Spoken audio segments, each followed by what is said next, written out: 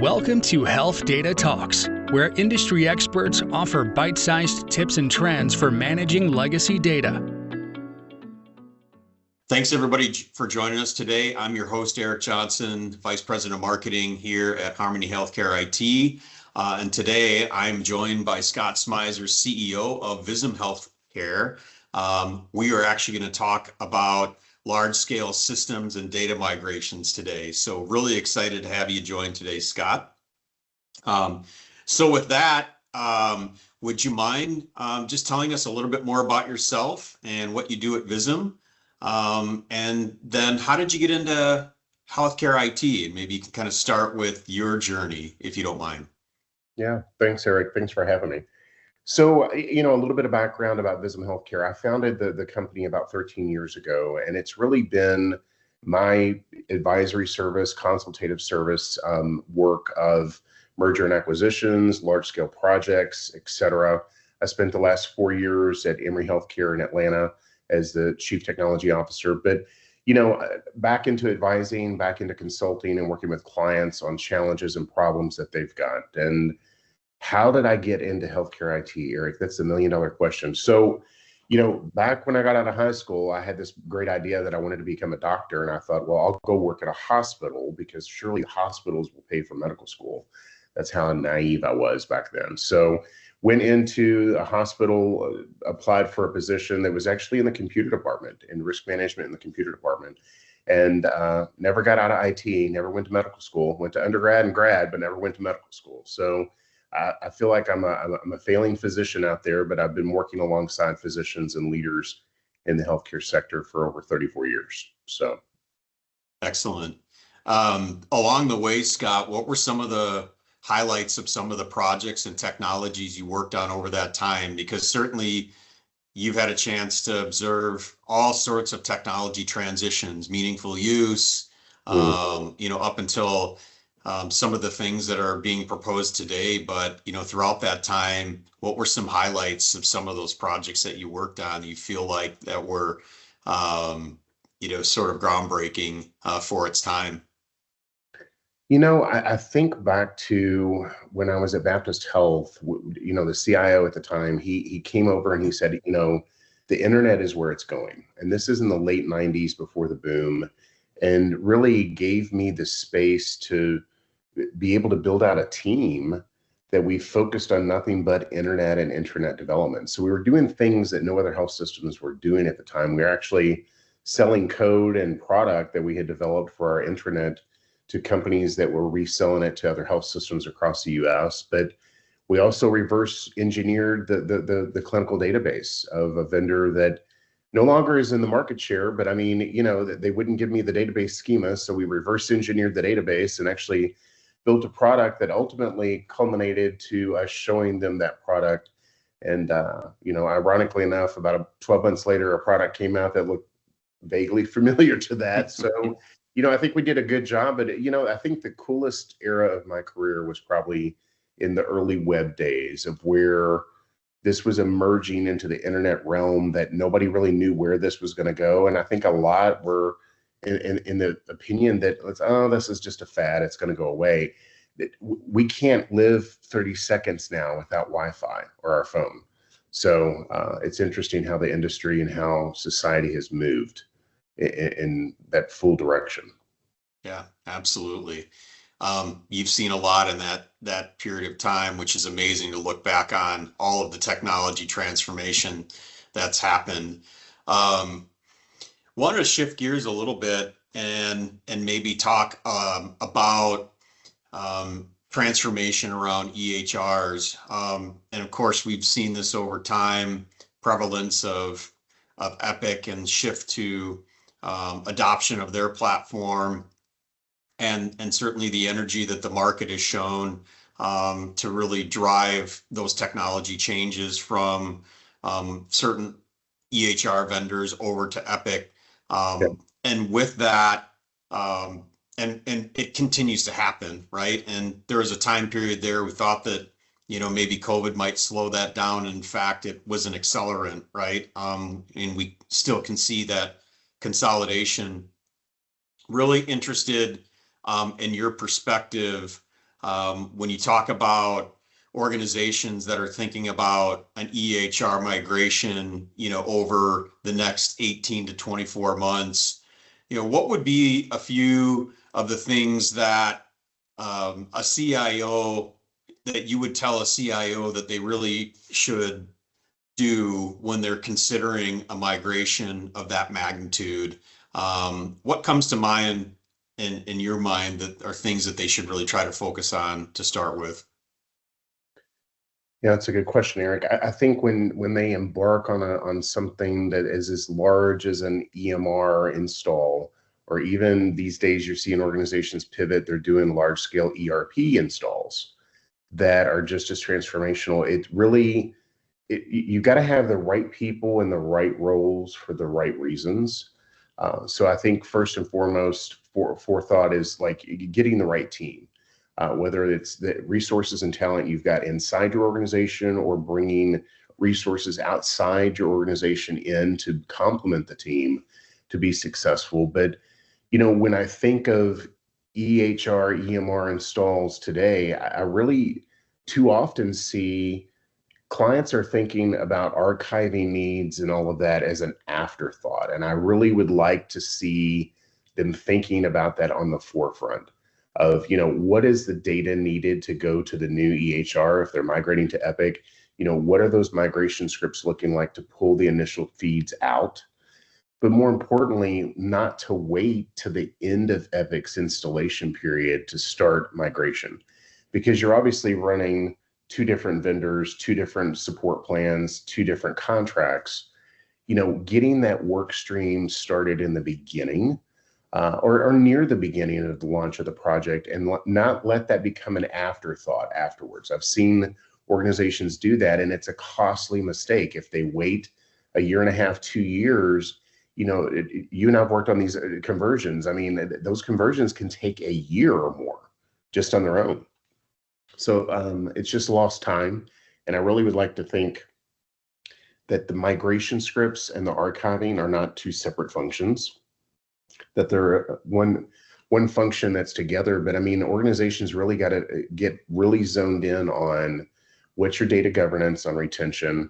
Do you have, organizations should have risk management, compliance, the legal team at the table to make sure that we're all congruent with our policies, federal, state regulatory retention laws, that it's all good before you start converting. Because another thing I see is people start the conversions, and I'm sure you're seeing this more than I do as a consultant. They start the conversions, and either midway they realize they don't have all the data, they have to stop. They got to edit the script, so let's start back at the finish line. So again, not to let that become an afterthought. Put it front and center, build out an archiving decom team, and have that as a separate work stream that's working alongside your ERP or EMR installation teams. Along those same lines, Scott, what would you say is the reason that some institutions perhaps don't do that up front, right? Would you say, is it just lack of visibility? Is it lack of understanding? Is it lack of maybe vendor options or considerations there? Or are there considerations where they're maybe trying to do that in-house? But yeah, why do you think that at least it's, there is that notion that it's an afterthought instead of a forethought? I don't know what causes it. It just seems to be that the size and scale and depth of these projects is so huge that, there's certain things front of mind. Obviously, they've asked the board or their executive team for a large sum of money to do this initiative. They need to be good stewards of those resources. They're hyper focused on getting the team built and getting the project started on time and meeting milestones that a lot of times they kind of hop in the car and go on vacation, and they don't think about like, oh yeah, we got to archive out and lights out all these other systems that are going to go dark on go live. I think they're hyper focused on putting the new system in, which is the cooler thing that we're doing, right? We're bringing new transformation to an organization, and it's not as cool to talk about the legacy systems that are going lights out. But I can tell you that those legacy vendors are still under contract. They still will invoice you for maintenance and what you owe for hosting. So, look at that as something that you need to start early on in the chapter, and not think about it at the end, like, oh, we've got to get rid of the system. And that's a quick process, because it's not. It's a complicated process. You need the right partner at the table, in my opinion, to navigate that. I've dealt with EMRs where there's presidential records involved in it and 30 years worth of data. Those kind of sensitive conversions have got to have the right partner at the table. But you've got to build out a roadmap of what you're going to get to the point where you can just cut it off and say, okay, we're converted, we're done. Along those same lines too, Scott, because you mentioned talking about finding that right partner. When do you think a CIO should start talking to a potential migration or archiving partner? When should those conversations early, when should they start to focus in on those conversations as part of that discussion and overall project plan? Yeah, I think it should be, again, at the beginning. So as soon as they're signing a contract for a new EMR or new ERP system, and they're building the team, again, I think they need to think about the archiving, because I've gone into client sites where we're doing an active install, and I've asked about, well, who's running archiving and decom?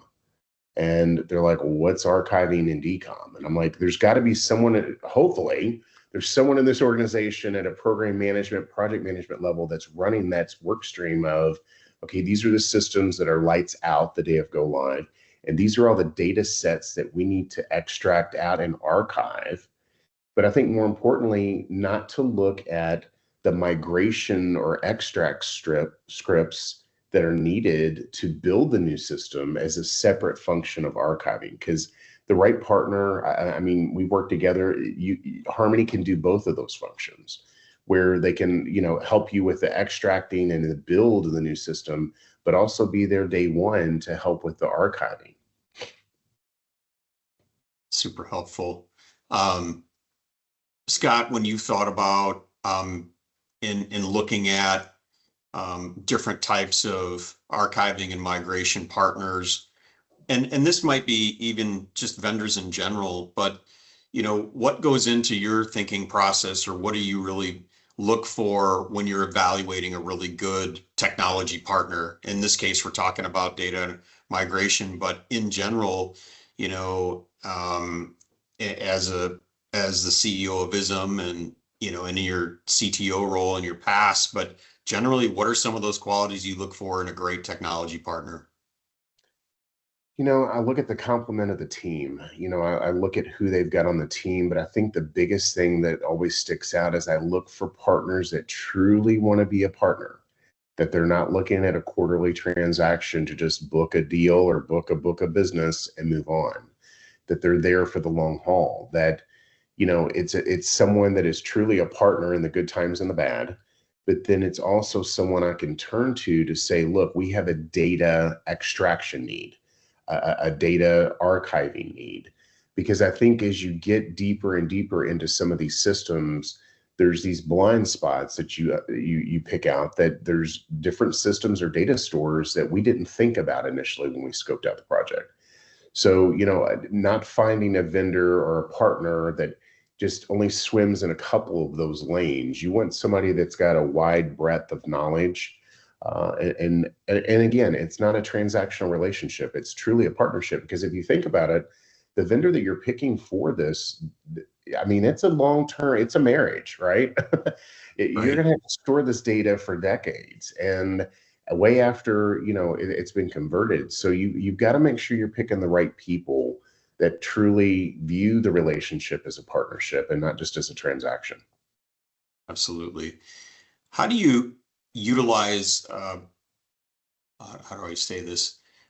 What are some of the sources of information that you've used in your past, right, to make technology vendor decisions? And I'm curious about that, whether that's through your own network, if you rely on third-party sources, but as you're looking to find that right vendor that is going to play such an important role in a project of this size and scope and level of complexity, How do you go about that decision process, and what are some of the sources of information you usually rely on to help make a good decision in that regard? Yeah, I would always tell people, don't go just off the references that are provided to you, because those are going to be let's face it, those are going to be references that are going to be the most favorable. For me, the two things that I heavily lean on, not that I'm negating those, because those are important to do, that are references provided by the vendor that's proposing the work. But it's really your network and word of mouth, and just talking to people in the industry about who they're using, what they're using. And the other thing I keep an eye on is class ratings. I look at class and who's excelling in that quadrant, in that specialty of archiving and decom, and looking at those class reports to make decisions. So those are the two things that I lean on the most, is my network and class, is top of mind. Excellent. Thank you. This is a question that may or may not make the podcast, but I'm curious just to ask it anyway. But as it relates to partnering with Harmony, and as you look at what some of the strengths in particular at Harmony, I'm curious, Scott, there too. What were when you what were when you looked at deciding to partner with Harmony in your past? What were some of the real strengths that stood out, that Harmony could provide in helping your team be successful, in their archiving and migration? What stood out to you?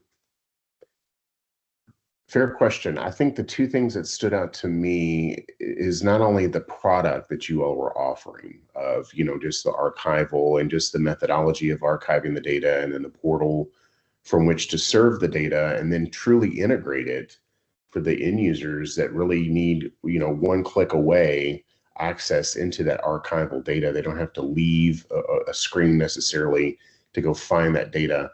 The way Harmony has developed that, it really, to me, speaks to, they've done the research of how clinicians and physicians want to get access to this archival data. But the other part was just the people. Harmony has got a lot of people that have been veterans of the industry. They've got a lot of institutional knowledge in these institutions. So it wasn't kind of a fly-by-night, company that popped up that like, hey, everybody needs to do this, so let's run after that business. It truly was, people that have been in the healthcare sector for decades, that saw the need, but then also were able to bring value to the client with a product that works. Excellent. Thank you. Back on kind of the EHR, ERP sort of talk track, when you're thinking in similar types of terms of doing a migration or archiving project, do you see that much difference? Or let me restate this, what differences, if at all, are there when you're looking at a migration or archive for an ERP system versus an EHR or EMR?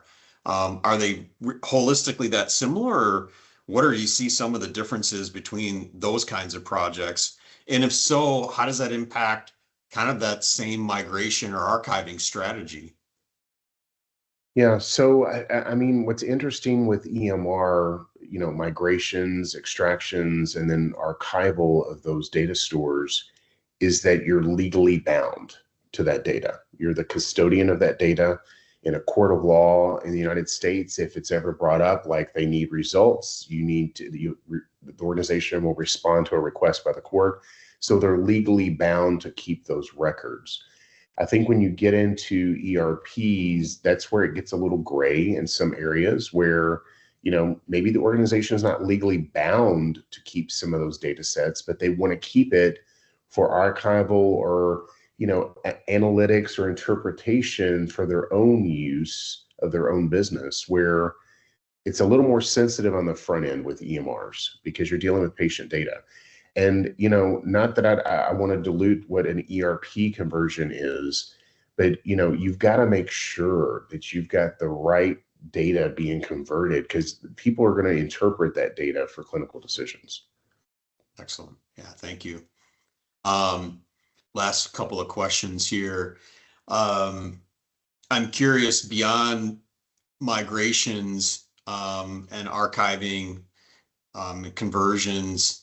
Do you see any other kinds of patterns out there in healthcare IT where this reactive nature is kind of similar in that regard, right? So meaning, boy, these projects are massive. They're a huge undertaking.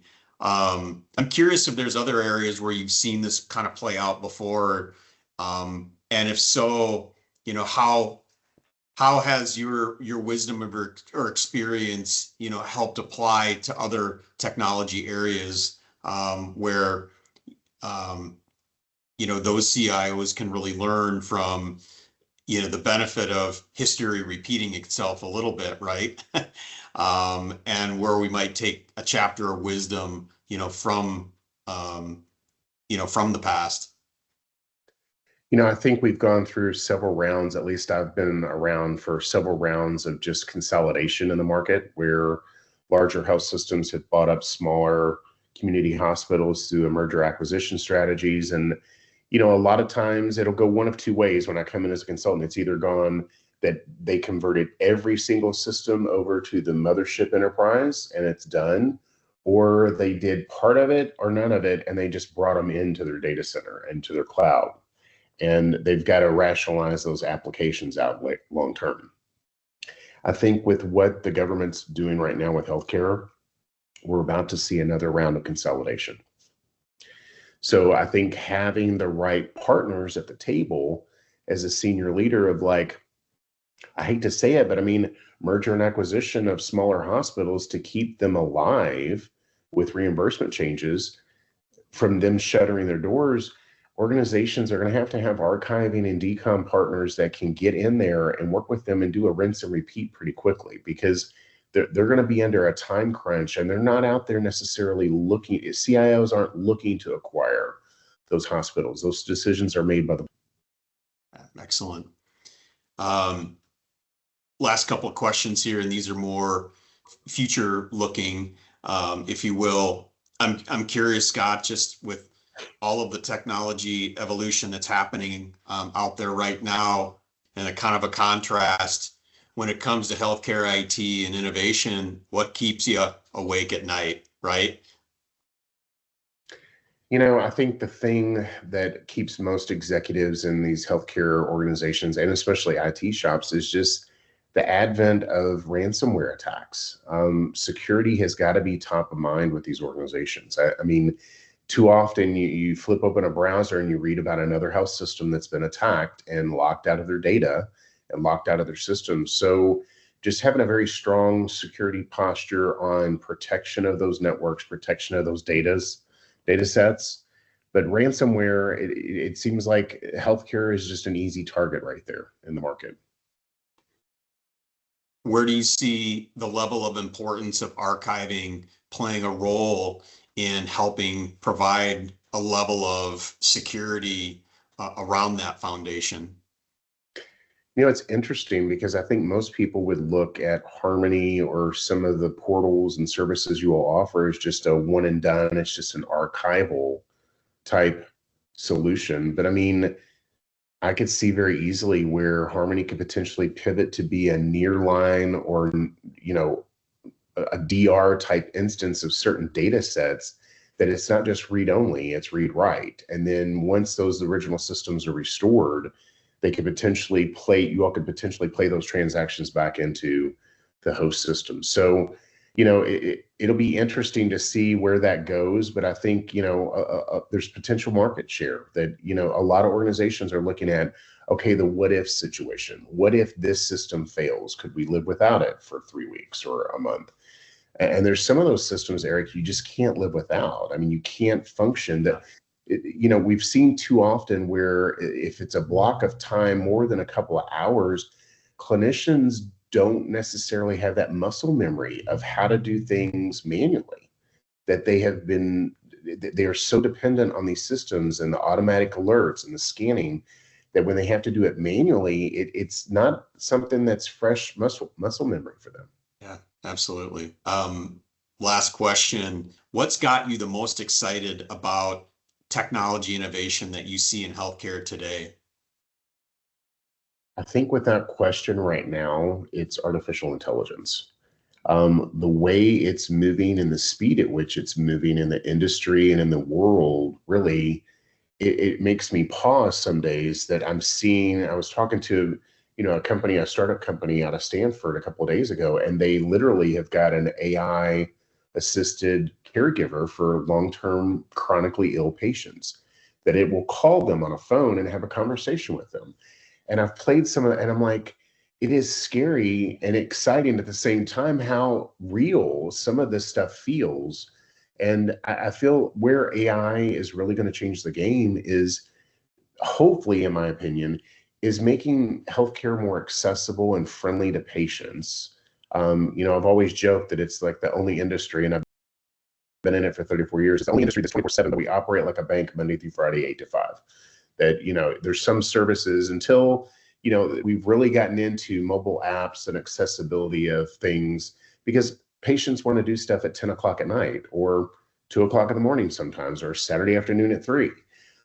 Those services need to be accessible to them. But what AI is doing for patient access and interaction of healthcare is exciting. But I'm really hoping that AI will change the way nurses and doctors have to interact with these systems, that they're not slaves to the keyboard and the mouse, that they're really interacting with AI bots that are guiding them. And AI is looking at the data set in a very holistic way that maybe finds anomalies that the clinician could miss. But I think a lot of clinicians are worried, like, well, is AI going to replace? I don't ever see that happening. I think AI, if used correctly, is going to make them work smarter and not harder. But I'm really excited about where AI is going. But there's days that I'm thinking, who's in charge of? There's nobody in charge of AI. It's like it's growing and learning and getting better each and every day. And it's cool, but it's also fascinating to me. That's it for this session of Health Data Talks. Check us out for helpful resources at harmonyhit.com and follow us in your favorite podcast app to catch future episodes. We'll see you next time. Thanks, everyone. That's it for this session of Health Data Talks. Check out helpful resources at harmonyhit.com and follow us in your favorite podcast app to catch future episodes. We'll see you next time.